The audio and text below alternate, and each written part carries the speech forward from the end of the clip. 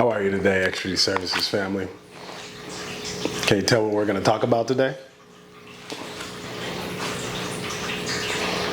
I think it's pretty clear.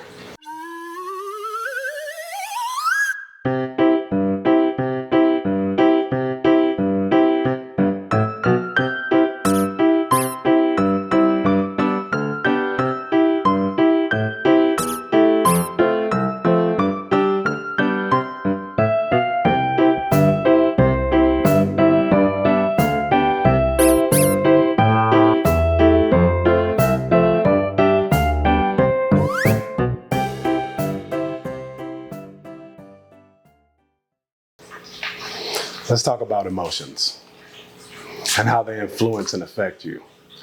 If you notice our friend down here, we're gonna call them Carl. What's up, Carl? This is our puppet, Carl. And you can see, it looks like Carl's being controlled by his emotions. That's not good. Let's talk about the definition of a puppet, which is what your emotions will turn you into if you let them. A movable model of a person or animal that is used in entertainment and is typically moved by either strings controlled from above or by hands inside of it. Now, the biggest trigger to emotions that I see, other than physical acts of aggression, are words. So when we let our emotions control us, like our friend Carl here, and we become puppets, most of the time, 9 times out of 10, it's because we let words influence us and change our state. What's a word? You know I got a definition. A sound or combination of sounds that has meaning and is spoken by a human being. So, while Carl here seems to be in a bad predicament, and every other puppet in the world, he has strings connected to him and his emotions. Those strings have to physically touch Carl in order to move him, sway him, or make him do something. That's interesting. Carl needs physical touch in order to be moved and swayed by those emotions. But human beings only need words. So if I construct the right sentence, I can get you to do whatever I want. Isn't it true? Haven't you heard someone that you love say, "He made me mad"? How did he make you mad? He said this. Got it. So his words were able to make you carry out an act or make you feel a certain way because of sound. That's odd. I can't make my car go faster with sound. Unless I have really, really high frequencies of sound, I can't shake something apart like a building. It will take immense amounts of sound. But the octaves coming out of a human being's vocal cords can make me mad, sad, angry. Are we really that weak? Are we really that weak? Where somebody can say something and influence your whole entire day. Somebody says something to you and you think about them all the rest of the day.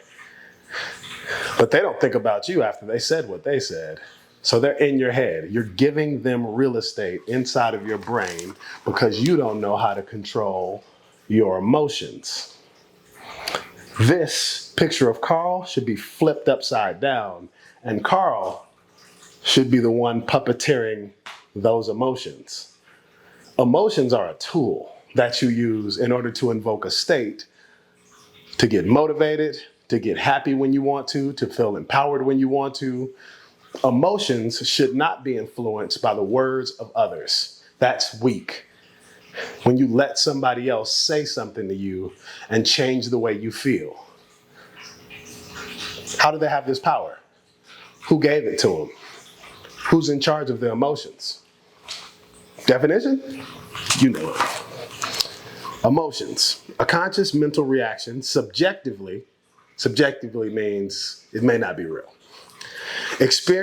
Experienced as strong feelings, usually directed towards a specific object and typically accompanied by a physiological and behavioral change in the body. Whew. So let me get this straight. Somebody's words can make physical changes to your body. That doesn't make sense, because if I say words to you, I can't break bones. If I say words to you, I can't crack tendons.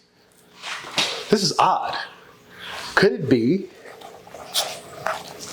that words don't matter and that you should just let them roll off of your shoulders? Come on, guys. We're adults here. We're adults.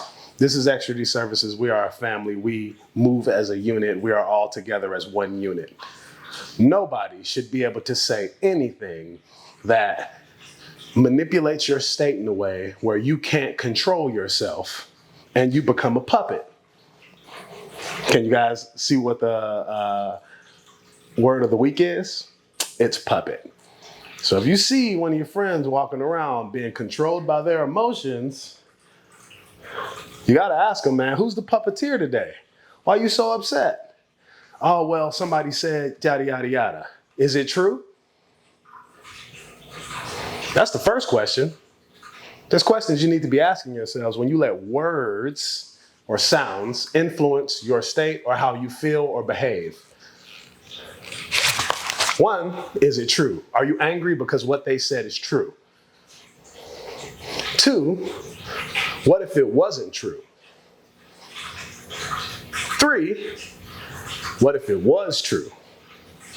And four, what if it didn't matter?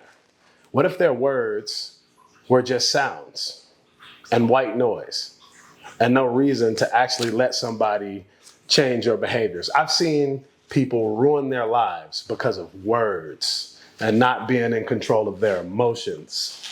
Every single day, people are going to jail, getting shot, getting killed because somebody said something that they could have walked away from. You are in control of your emotions. Nobody can make you mad. Nobody can make you happy. You control your engine. You do. I'm going to teach you a technique that helps me, besides questions, to regulate my emotions. When I feel that warm feeling in my chest, or somebody said something to me that maybe I don't like, I pause. I take a moment of pause and I listen to what I'm thinking inside of my head. And I ask myself, is it true? What if it was true? What if it's not true? And does it matter? Is it going to break my bank account? Is it going to make me more money? Is it going to make me less money? Words do have power. Let's be real. There are millions of people making tons of money from just using words because they're talking to people who don't know how to regulate their emotions. But I know that the people at Extra D Services would dare to allow the possibility that they are in control of their emotions. We are not puppets here. If you're a puppet, you don't belong in Extra D Services. We control our emotions. We are the captain of the ship. This is your body. This is your vessel. Carl is out of control because he's letting his emotions move him. You move your emotions. Don't be a puppet.